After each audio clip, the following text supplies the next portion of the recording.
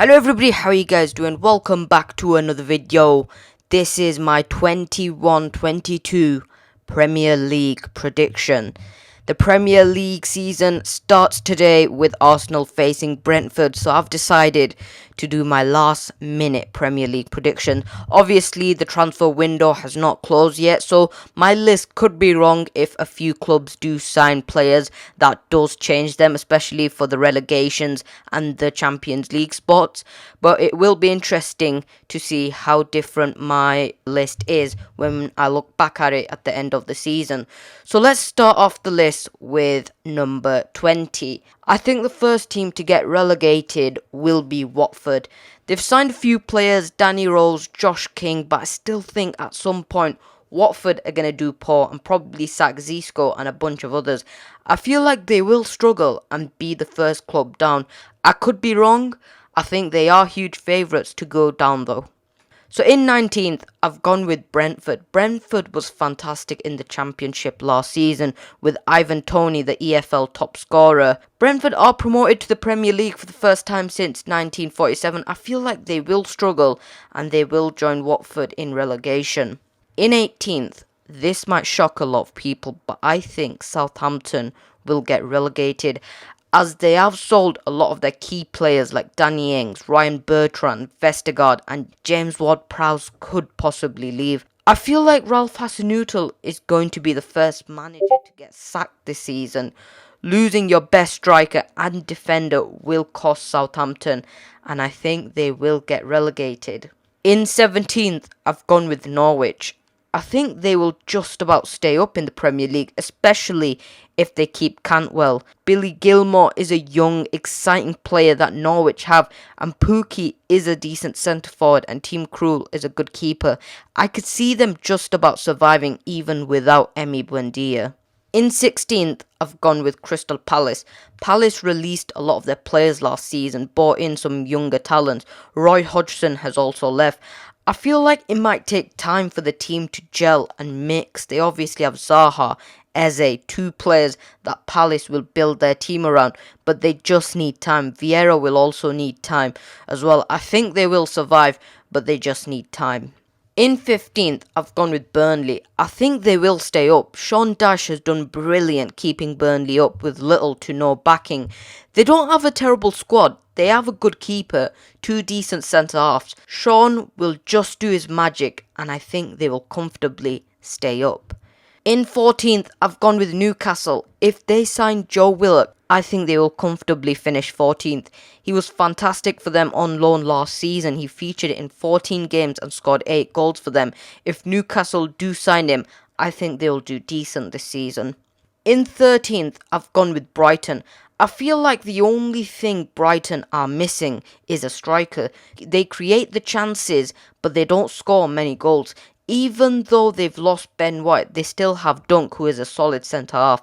They also have that 7-foot goalie at the back. Tariq Lamptey, Lallana, they just need a finisher. In 12th, I've gone with Wolves. Nuno has left the club. Rui Patricio, the former number 1 keeper, has also left.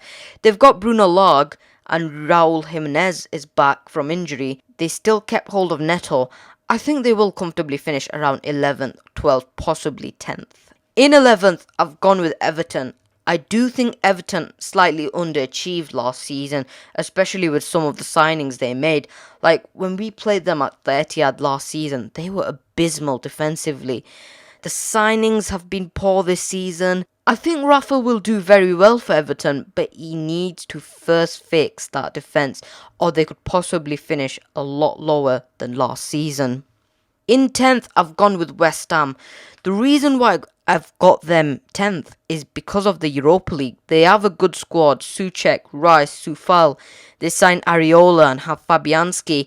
If they kept Lingard, I would have put them a little higher. But with European competitions, I think they will drop points because they will be playing more games. And for that, I put them 10th.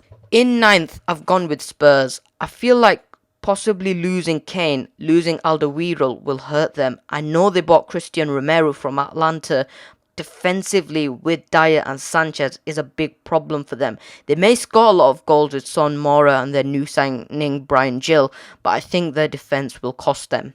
In 8th, I've gone with Leeds. I think Leeds' problem last season was they would drop points against the likes of Brighton, Crystal Palace, but would beat teams like City, Spurs, Leicester. They were inconsistent, but I think with a little bit of experience in the Prem, I think they will finish 8th. They could possibly finish in a European spot, but I think 8th is realistic for Leeds right now. In 7th, I've gone with Villa. I know they've sold Jack Grealish to us, but they've also bought in Danny Ings, Emi Buendia, Leon Bailey, Ashley Young, and Axel Tuanzebe. They have a very good squad. I think they will finish in a European spot and finish 7th. In 6th, I've gone with Arsenal. I think Arsenal not having European football will help them out a lot. They bought in Ben White, who will strengthen them defensively. I think Arteta will do much better than last season, and that's why I think they will finish 6th. No European competitions will help them out. In 5th, I've gone with Leicester. They had a great season last season, winning the FA Cup. They always struggle in the latter stages of the league, and they've done that for 2 seasons in a row now. But I think they will do well, but I just think the other 4 clubs above them will do much better, in my opinion. So looking in the Champions League spots, I think in 4th, it will be Liverpool. I know they've strengthened at the back with Ibrahima Konate. Van Dijk is back from injury, but in my opinion, I don't think Liverpool struggled last season because of their defence. I think they struggled because of their attack. Some point in the season, they could possibly lose Salah and Mane due to AFCON, but I think they've still got the squad to finish comfortably in a UCL spot.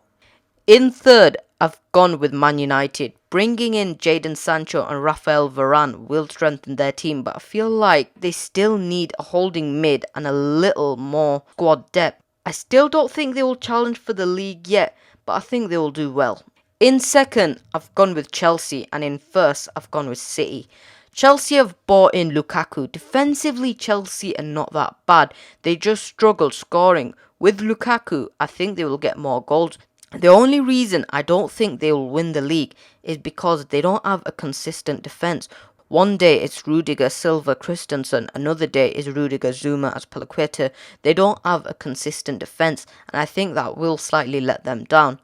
I think if we do get Kane with Grealish, KDB, Foden, Mahrez at the back creating for him, I think Kane will get a lot of goals for us. We have a great defence. Midfield is fantastic. We just need a Harry Kane or a goal scorer to finish off the chances we create. It will be very tight at the top, but I think we will just about win the league back to back. So do comment down below what you think. Comment down below your prediction. Please do like this video. Please do subscribe. And I'll catch you guys in my next video.